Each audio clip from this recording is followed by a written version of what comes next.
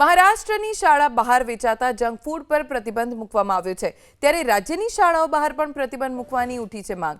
ABP અસ્મિતાની ટીમે જામનગરમાં reality check કર્યું। અહીં આવેલી શાળા બજાર બહાર બે રોકટોક જંક ફૂડનું વેચાણ થતું જોવા મળ્યું। જામનગરમાં આવેલી પ્રભુલાલ સંઘરાજ શાહ વિદ્યાલય અને ડીસીસી સ્કૂલ બહાર બાળકો અસ્વચ્છ નાસ્તો ખાતા નજરે પડ્યા। બાળકોના આરોગ્ય સાથે થઈ રહેલા ચેડા અટકાવવા રાજ્ય શાળા સંચાલક મંડળે સરકારને લેખિત પત્ર પાઠવીને મહારાષ્ટ્ર સરકારની તર્જ પર શાળાઓની આસપાસ વેચાતા બિન આરોગ્યપ્રદ ખાણીપીણીના સ્ટોલ અને લારીઓ પર પ્રતિબંધ લગાવવાની માંગ કરી છે। સંચાલક મંડળે સરકારને એક પત્ર લખી અને શાળાઓ બહાર જે જંક ફૂડ વેચાય છે તેને મહારાષ્ટ્ર સરકારની જેમ બેન કરવાની વાત કરી છે। હું અત્યારના જામનગરની એક ગ્રાન્ટેડ શાળાની બહાર છું। અહીંયા ખાસ કરીને વાત કરવામાં આવે તો પ્રભુલાલ સંઘરાજ શાહ વિદ્યાલય છે, બાજુમાં જ ડીસીસી સ્કૂલ છે।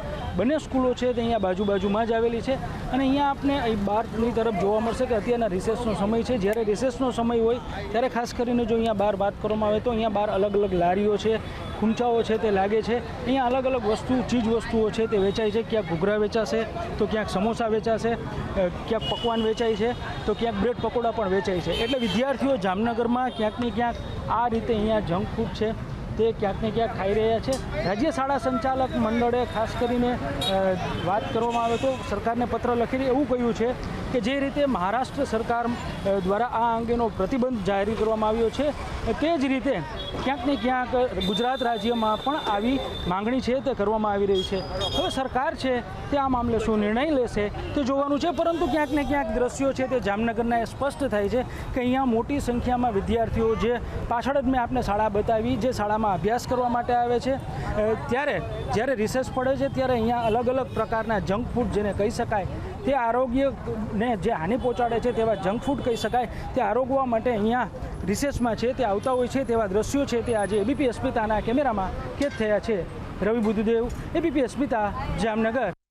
તો મહારાષ્ટ્રની જેમ ગુજરાતમાં પણ શાળાઓની આસપાસ જંક ફૂડના વેચાણ પર પ્રતિબંધની માંગ શાળા સંચાલક મહામંડળ તરફથી કરવામાં આવી છે।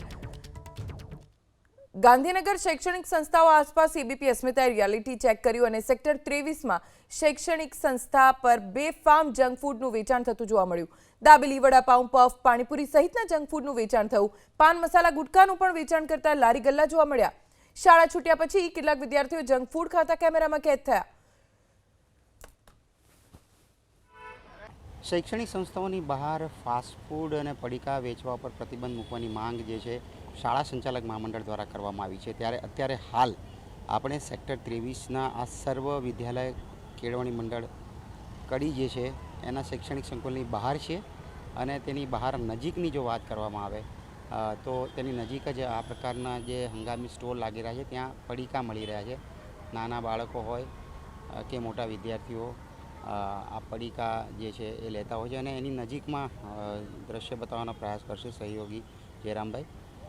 એની નજીકમાં જ આ પ્રકારની પાણીપુરીની લારી કહો કે દાબેલી, પફ, વડાપાઉંની લારી કહો એ પ્રકારના જે સ્ટોલ્સ છે એ પ્રકારની રેકડીઓ છે તે પણ લાગી રહી છે। અને શાળા જ્યારે છૂટતી હોય છે ત્યારે કેટલાક વિદ્યાર્થીઓ જે છે અહીંયા આરોગતા હોય છે, કોઈ પાણીપુરી આરોગતો હોય છે, કોઈ પફ ને દાબેલી આરોગતા હોય છે। તો ફાસ્ટ ફૂડ જે છે એ સ્વાસ્થ્ય માટે જોખમકારક છે એ પ્રકારની લાગણી અને માંગણી વ્યક્ત કરવામાં આવી છે અને શૈક્ષણિક સંકુલો આગળ જેમ પાન મસાલાના વેચાણ પર પ્રતિબંધ મૂકવામાં આવે છે એ જ પ્રકારે આ પ્રકારે જંક ફૂડ જે છે એની જે લારીઓ અને રેકડીઓ છે તેની પર પણ પ્રતિબંધ મૂકવામાં આવે તેવી માંગ કરવામાં આવી રહી છે।